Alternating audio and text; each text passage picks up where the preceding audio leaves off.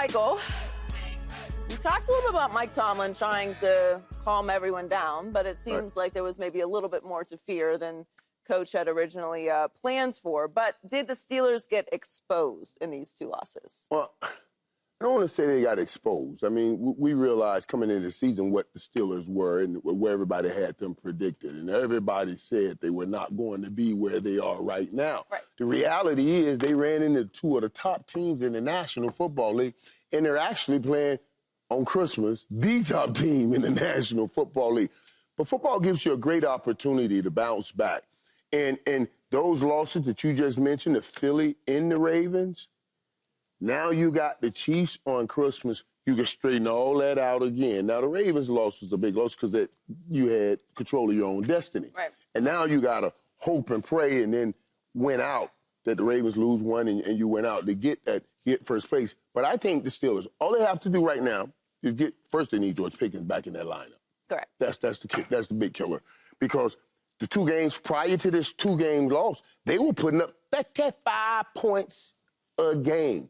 I don't think Kansas City has scored 35 points this year at no time. So it's not like it's an impossible task in front of them if they can get Pickens back and get back to scoring points. The last couple games, they only put up 15 points a game, and that's not good enough, especially, Paul, like you talked about earlier, with that defense having some of the flaws that they're having right now. Well, I'll tell you, Michael, this is fool's gold. You talking about they put up 35 points a game? It was versus Cincinnati, who can't hold water, and the Cleveland Browns, who've been on vacation for the last 4 weeks.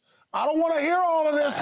This is fool's gold. In the last 4 games, and listen, they beat Cincinnati and they beat Cleveland, but you lost to Philly and Baltimore. Now, when we talk about Pittsburgh being a Super Bowl contender, this is bad timing. This is bad timing to play your worst football at the end of the year. Yeah, you don't have Pickens, but where's the defense been? Where's the defense? This is what Pittsburgh hangs their hat on. They're a defensive team. Mike Tomlin, when you think Pittsburgh, you think defense. And they haven't been able to hold none of the top scoring teams, which concerns me, with the Kansas City Chiefs getting healthy finally at the right moment. It's Christmas. Patty Mahomes. Patty Mahomes is going to come in there. Patty Mahomes is going to give you a nice little Christmas gift for the Chiefs. And I'm telling you right now. But that game, that Ravens game, we'll talk about, that fumble they just showed, killer. That was a killer. They were right there playing with the Ravens, and that fumble turned the game. So it's not like, okay, even without Pickens, that they were just destroying us. That's why I say they still have a chance. Well, I want to say that they got exposed in that if that's how you looked against two of the top teams in the league, if we're talking about you being a Super Bowl contender, but those are the type of teams that you're going to have to play in the postseason and win. So that part is concerning. And now we always talk about distance travel. What did we expect of the Steelers at the beginning of the season? What do we expect of them now? The defense has been what they've hung their hat on. J.J. Watt hasn't been particularly healthy. He's going to play tomorrow. He was a full participant in practice this week. But really, J.J. Watt, we talk about Russell Wilson, we talk about George Pickens. This team goes as J.J. Watt goes. He's the best player on the field on both sides of the ball. He's the disruptor. He's the one that's going to turn the game for the Steelers. And get that sack that ends the game, or that sack strip. That moment, that strip sack, yes. But speaking of the defense, one of the issues for them in this game was Derrick Henry and the run game for the Baltimore Ravens. Their run defense has been one of the best in the NFL all season. They allowed Derrick Henry to rush for 162 yards on 24 carries. That's the most rushing yards by a Ravens running back against the Steelers in the history of the rivalry. So that's pretty significant. That's not going to work. And when you're turning and they're going to live on that this week. Correct. And when you're turning the ball over and giving them an extra opportunity, when you are in the red zone, to me, that fumble by Russ, I was like, oh, well, that's the game. Like, it doesn't matter how early it is. He doesn't make mistakes like that. He's not supposed to make mistakes like that. For them to turn around and then drive all the way down and score, it's a killer. It's a killer for the momentum. It's a killer to stay in it. 14-point swing. Right. When they score 24-7, you score that touchdown, you score right there, you're tied again. You're back in the game again. You're ready. And everybody's feeling good, even without their best player in Pickens. We can't forget. No, you had guys step up. Like, Right. everyone was feeling good. You were driving the ball. Right. Okay, like Pickens isn't in here, but we're still able to get things done. And then boom, it all switches. But that play, Kyle Hamilton, that interception late in the game. Now that's George Pickens going up for that.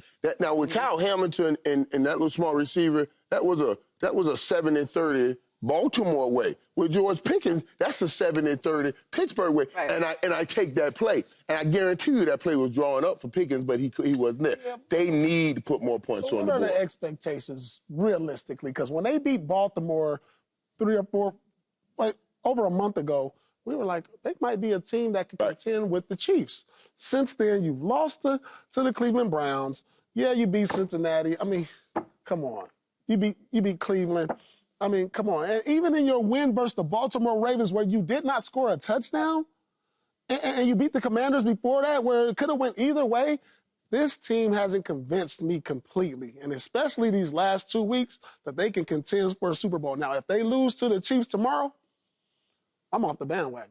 You know, the issue for me with the Steelers all season has been this idea that they're able to just win on defense. Yep. And I've been saying it all season long, even back when before Russ was starting, that this sounds good, right? Keep the score low, the defense does their job, you score a touchdown and kick a bunch of field goals, and then that's going to work.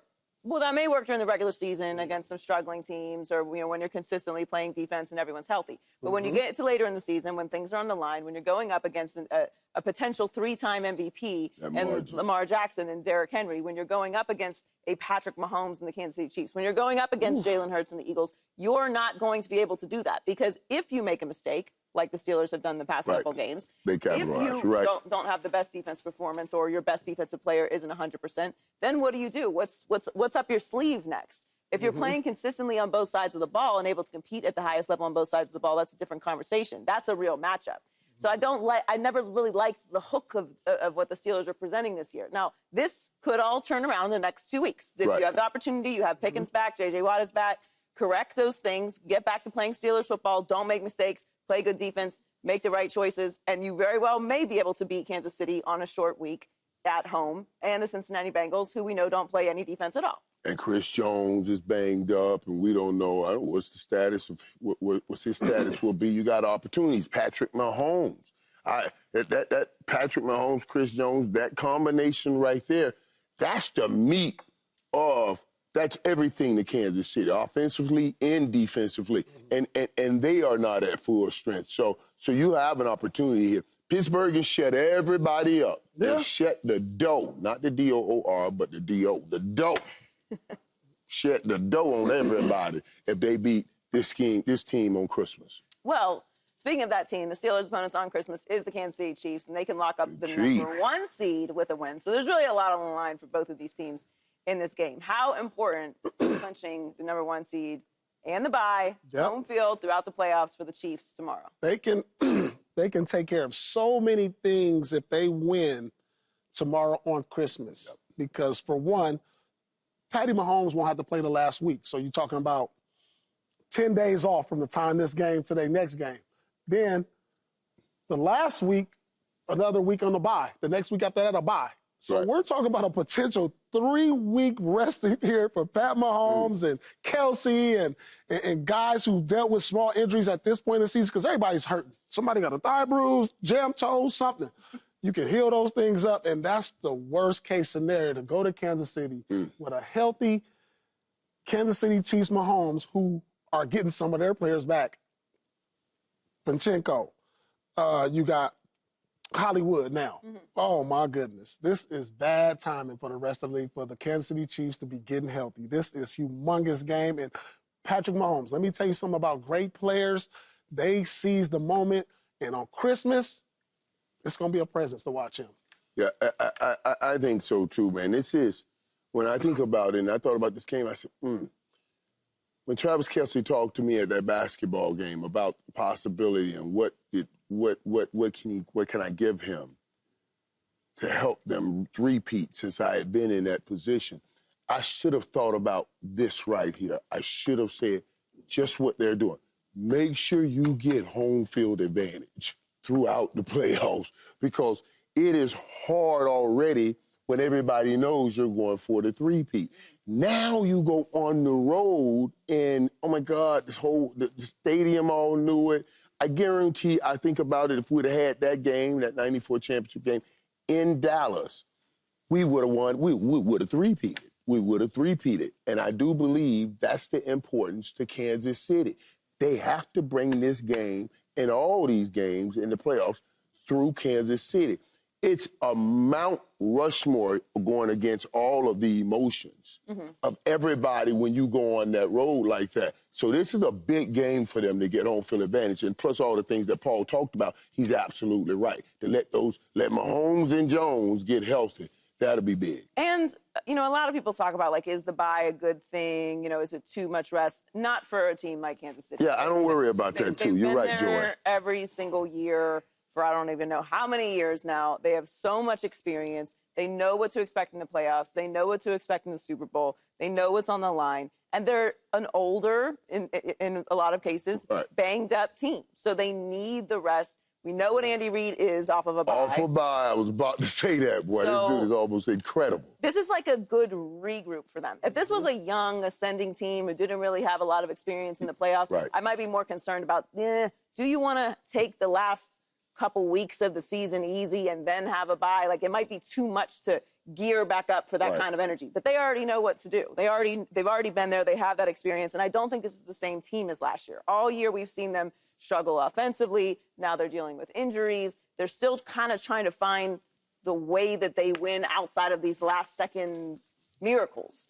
And they're starting to get on track with that. So I actually think that we might learn a lot about what the Chiefs are tomorrow, because they're having not only the opportunity to lock this up, but it's a short week. They have been dealing with injuries. It is on the road against a team that also has a lot on the line in the Pittsburgh Steelers. But desperate as I don't know what. Now, desperation you have to play in the equation, and that's what Pittsburgh is going to be. It's like they're that wounded animal that you should not walk up on the side of the street. You may get hurt. Just leave them alone and call the vet. Don't you walk up on that animal. Call animal control. Animal control, right. I'm telling you. No, I don't know.